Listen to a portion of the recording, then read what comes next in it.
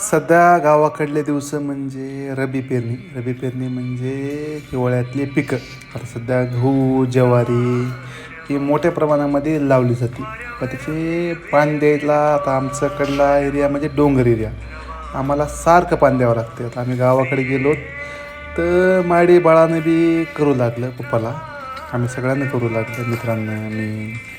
हे आम्ही लहानपणीपासून करत आलेलो आहोत. त्यामुळे कधीच कोणत्या कामाची लाज नाही वाटली.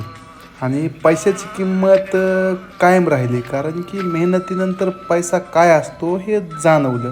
आता हेच जाणीव ही लेकरांना आपल्याला द्यायची. त्याच्यामुळं लेकरांची नुसती वरून काळजी नाही घ्यायची, त्यांना परिपूर्ण जगण्यासाठी शिकवण्यासाठी थोडंसं मन घट्ट करून त्यांनाही ह्या दुनियेमध्ये कसं जगायचं हे शिकवायचे प्रयत्न करायचे.